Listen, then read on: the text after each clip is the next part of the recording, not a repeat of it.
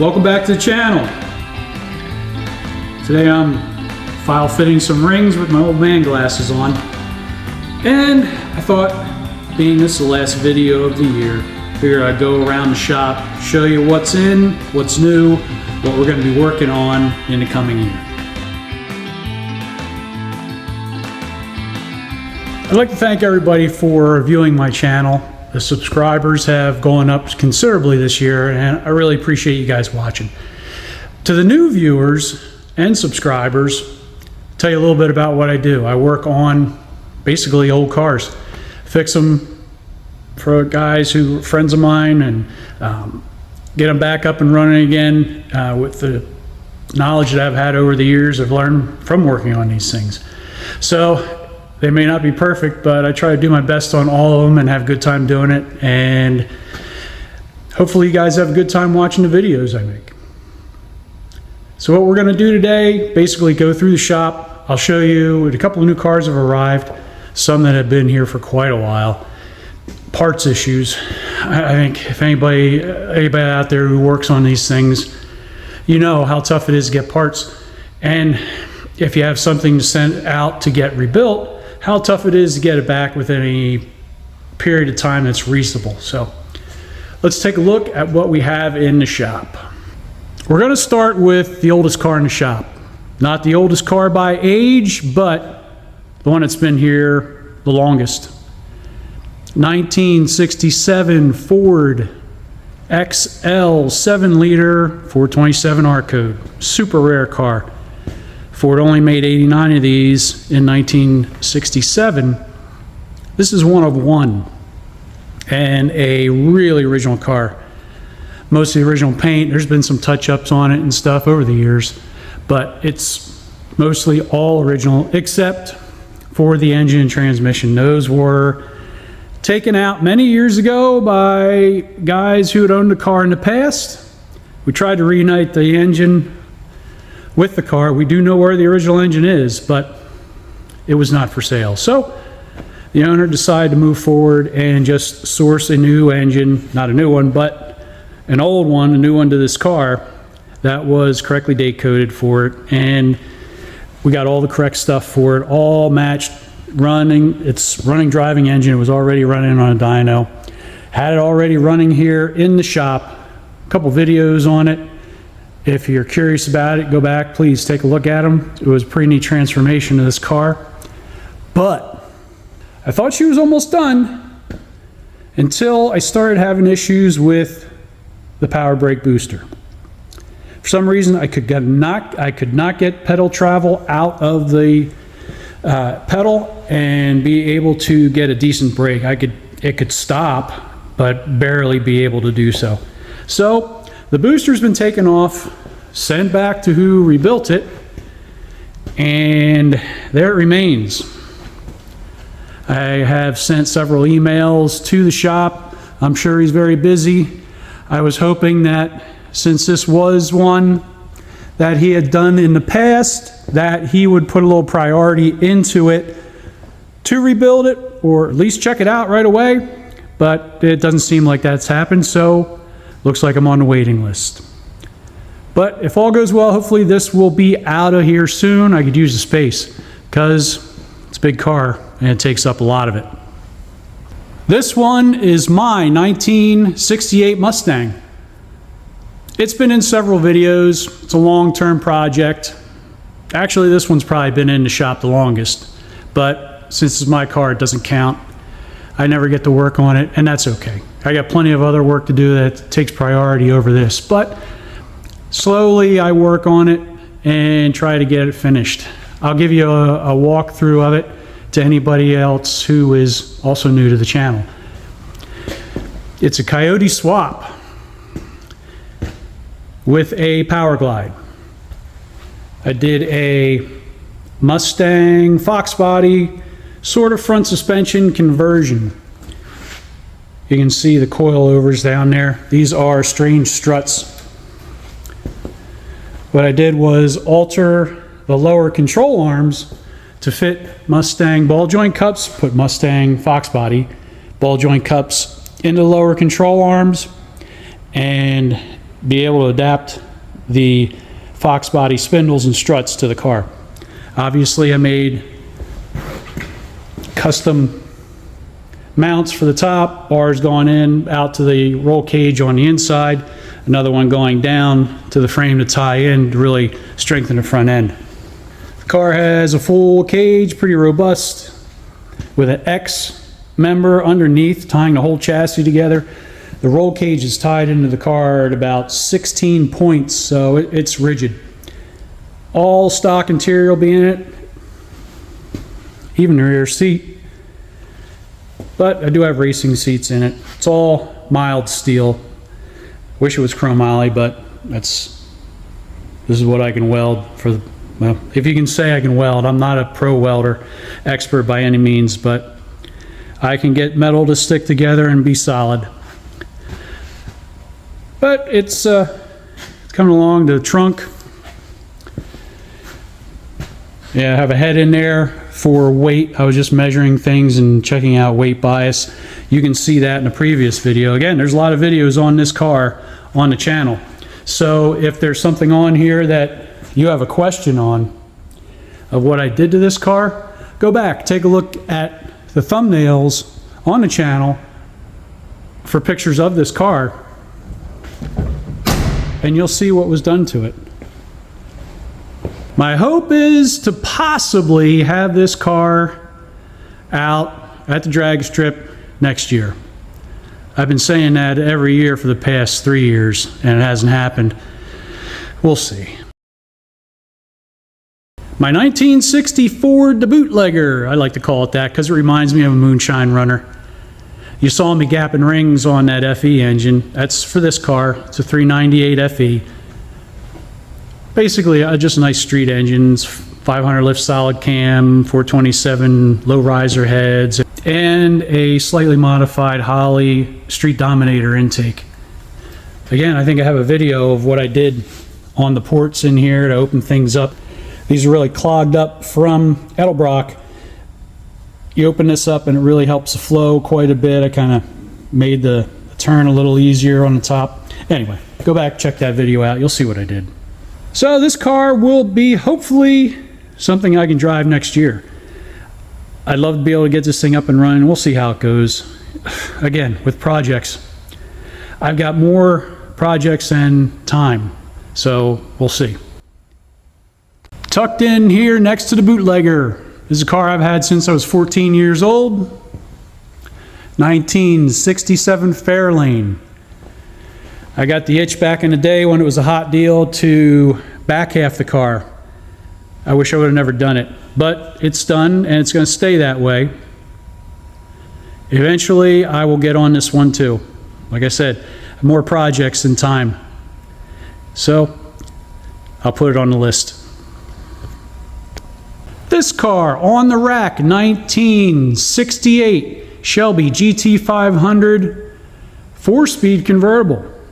Very rare car, very rusty car. This car has been on this channel now for well over a year.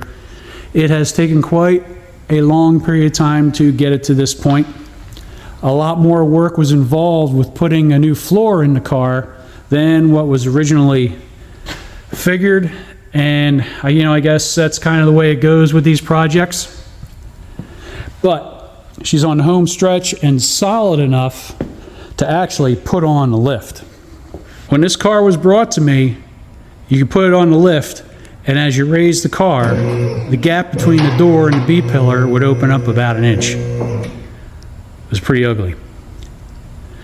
But now she's got new torque boxes on both sides, some cowl panel repair, you can see there, both sides of that, they were both rusty. Brand new floor, lower parts of the B-pillar patched in that were horrifically rusted. The quarter panels still need work. There's a lot of rust in the front to match the rust on the B-pillar, and it's a little beat up through this area with a lot of mud. Plus the lower was bad, which was cut off. Not exactly sure what's going to happen. Honestly, if this were my car, and it definitely isn't, I would put 2 quarter panels on it to make it a really nice car, but we have to figure that out. Talk to my friend the owner and see what he'd like to do. I've got to finish up the wheel well repairs, then all this will get blasted and cleaned up. It's never going to be a show car, and that's not the intention of the car at all. The owner just loves a cool car to be able to drive. He's got a nice collection, none of which he can drive because they are too nice. So this one, he was hoping he could just have a nice driver as it was, but the extensive rust in the car just made it unsafe to actually drive the car down the road. So all hopes are that this thing will turn out to be a cool driver that he can enjoy and not have to worry about parking somewhere and going into the supermarket to get some groceries.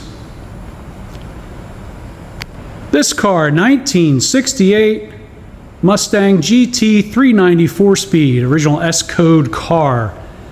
Mostly original engine still in the car. It has a set of Cobra Jet heads on it, if I remember correctly. I did a feature on this car when it first came back to the shop. Last time this car was inspected was in 1992, and I was the one who put the stickers on it at the shop where I was working. Got a lot of history with this car. Not a deep history, but just a fond remembrance of working on the car back in the day when I was in my 20s. The owner found me, brought it to me, and we're going to go through the car. I'm just about ready to pull the engine. I want to get it on the stand. Probably what I'll do is pull it all apart. Supposedly it had been rebuilt at one time. Really looks nice and clean under there yet. So I've got a lot of hopes for this engine that I won't need to do too much to it to get it back up and running. I'm sure all the gaskets are dry. Do a rear main oil seal, obviously.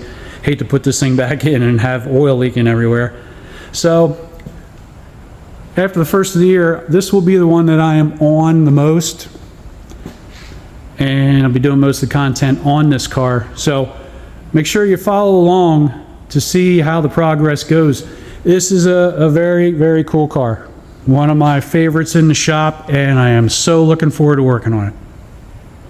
1965 Mustang K-code 289 Hypo 4-speed. These were the hottest car for the Mustangs back then, back in the day. Really, really super solid, really original car. All the paint that's still on the car, doors, cowl, roof, is all original. The car was sold new at Pace Ford in Brooklyn, New York. And it's just really cool to see that emblem still on there. And that's going to stay. The goal for this car, after it came here yesterday, we were originally going to paint the whole thing. I spent 5 minutes on this car with a hand polish and brought the original paint up to look like that. I think I can do that with the rest of the paint with a machine and just be gentle with it. I worked on the door as well. And I think what we'll do, we'll blend the quarters. It's a shame both quarter panels on this car were cut. The original owner of this car parked the car. I think something happened to the engine because the original engine's long gone. And he decided he was going to make a Shelby clone out of it. But difference being, he wanted to put fender flares on it, so he cut the quarters. Such a shame. Beautiful original quarter panels, he cut them for flares. That's what everybody did in the 70s because it was a cool thing to do. Just look back at all the Corvettes that had those flares on them. The guys with the Mustangs wanted to do the same thing. So unfortunately, that's what was done to this car. So we do have to do some paint work on this thing. I'm hoping that the paint will come up nice enough that it will justify just blending in these quarter panels with an original base, not a base clear, just a base, just like Ford did, same exact darn paint, and just leave as much of the original paint alone as possible. And then we have the fenders, the hood as well. What the plan is there. After that, if we can get the paint looking really good, I'm gonna put new chrome on it, see what I can do with these window trim. It's just the frames are kind of rough, but I think I can get these cleaned up pretty well. See what I can do to polish this stuff around here as well. I'm going to put new tail lights, new bumperettes on here. The fresh chrome alone will really make even old paint just really come out and look more alive. New door handles, all new chrome all around the car. But you can see how nice and original this car still is. I'm going to just do what it needs to get this car looking proper. A lot of there's been some grinding work done here and there, and the owner, with plans of putting the battery in the trunk, the old owner welded the holes shut for the battery tray. I'm going to open those up, put the original battery tray back in there, and have it looking as it should under hood. I don't even know how much I'm going to detail this engine compartment. We'll see. A lot depends on a lot of the variables with the paint. If this paint really starts looking good, I may do a little more detail work in this engine compartment. You can see how original it is. The Paint OK stamps are still there, which is amazing. So I am going to do everything to preserve those. They'll still be there. You don't want to see that disappear as you're cleaning a car up. But again, truly, truly awesome, awesome car. And I'm really looking forward to working on this one as well. This one will probably start progress in with that 68 behind it. And between these two cars, I should have my hands full for probably deep into the summer of 2026. I'm sure I'll fit in a few other cars in between now and then. But these will take up the majority of my time and will be the bulk of the content on the channel.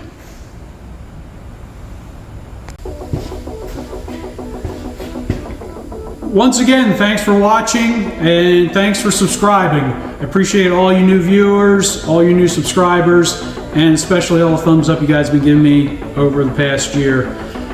Really appreciate it.